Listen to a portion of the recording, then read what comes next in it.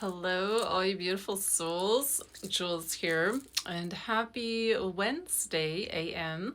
I hope you guys are having a good start to your week. And I actually wanted to pop on tonight to talk about visualization. Now, I know that some of you may feel like you have a hard time meditating, or you just can't do it. The thoughts come through your head, you're thinking about what you're going to have for dinner, or what you need to do right now, or what you did 2 weeks ago. Sometimes people have a hard time centering their mind and letting thoughts come and go as they arise, and then letting them move on. So some of you may also feel like you can't visualize, that you can't meditate. And there is about 1 to 4% of the population that is not able to see inside their mind's eye. And that's called aphantasia. Now, you may think you have that, but it's not necessarily true. So, because I do take medication, it does put a hindrance on my ability to see, because the medication regulates the mind and it can therefore hide things that you'd normally see in your normal state of being. So I am aware of that. I don't dream a lot. I used to dream like every night. It was a whole ordeal. I felt like I could never get any sleep because I was in another dream doing this and doing that, and I would just wake up exhausted. So the medicine I'm on right now actually pushes away my dreams. So I still dream, but it's not as often, and it's far and few in between. And a lot of them that I do have are pretty impactful if I am having a dream. As a child, I used to dream and sleepwalk. So my mom has many fun and exciting stories, as well as my brother, of guiding me back to my room to go to bed and finding me in different places. So if you can dream, you can visualize. I just want to make that clear.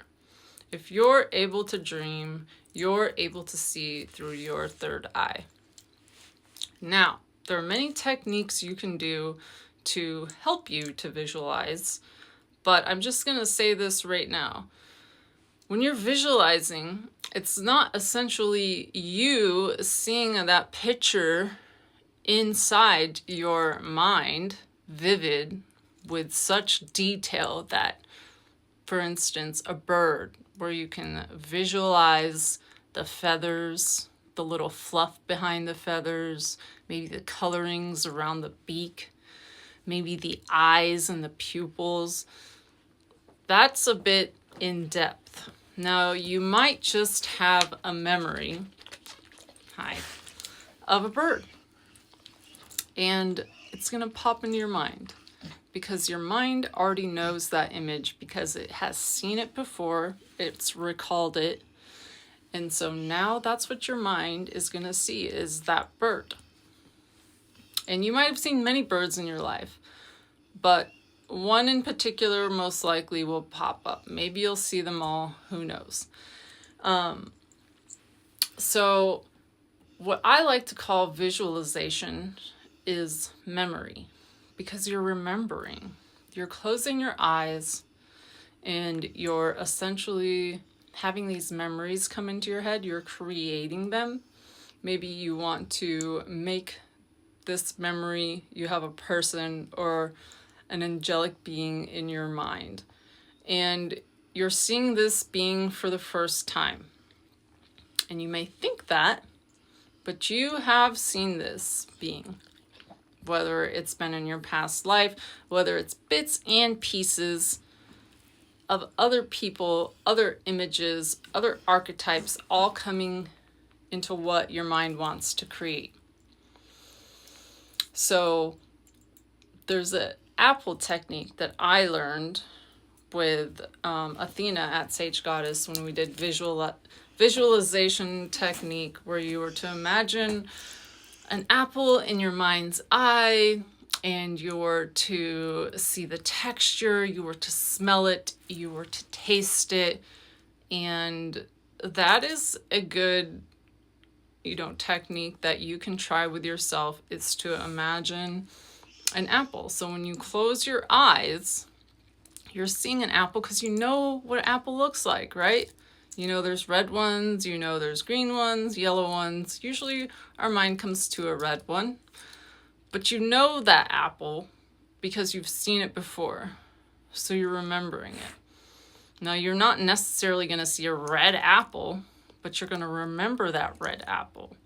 Now, some of you can see, like vividly see, that red apple, and it appears as a red apple, maybe in 3D, and it's very vivid for you. And I like to call these people seers, because they're already seeing, they already have a gift. We all have gifts. Some of us can hear, some of us can see, clairvoyancy. Some of us can scent, clairsentience. There's many gifts that we have. We just have to practice different techniques. We can use tools to help get us to where we want to be. So I don't like to think that your third eye is blocked, or that you can't see through your third eye, or that you're not able to visualize. A really, really simple technique that I like to do is to look out the window. And you can look out the window on a bright sunny day, and I want you to look out the window and then close your eyes real quick. Are you seeing that exact same image of what you were looking out at the window? Or are you just seeing a frame? Are you seeing geometric images? And what you'll most likely see is flashes. Red flash, black flash. When we close our eyes, we're usually seeing just flashes of light, maybe some geometric shapes. And when I'm closing my eyes right now, because there's a big circular light in front of me, I'm actually seeing this circular light. It's just a bright white light that's coming into my mind's eye. So that is a simple technique that you can do just to, maybe stare at, I don't want you to like stare at a bright light like I'm doing, but if you can, glance at that light real quick, close your eyes. Now, do you see that image of the light bulb? Do you see the image of the actual chandelier or the light? These are simple visualization techniques that will get your mind on a quicker path to see things. So when I'm meditating, I have all kinds of thoughts. I'm the worst meditator in the world. It's not something I prefer doing. And the only time I do it is after my yoga. Every night I'll sit there for maybe 5 minutes, if that, and just clear the mind. Try to just sit there, and I don't want to see anything in my mind because I'm not doing a meditation. I'm just sitting there clearing my mind. So I don't want to think of anything. I don't want to see anything. And that's essentially what I strive to do in my meditation, is to have that blank slate. So I just wanted to touch on this with you briefly.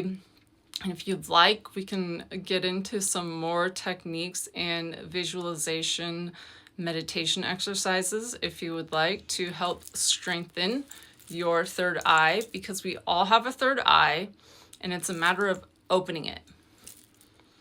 And it doesn't come easy. Not all of us are seers. Many of us just have memories that flood through, images that come through our cerebellum. So I just wanted to share that with you guys. Don't get frustrated if you're having a hard time with your visualization in your meditations. It's quite all right.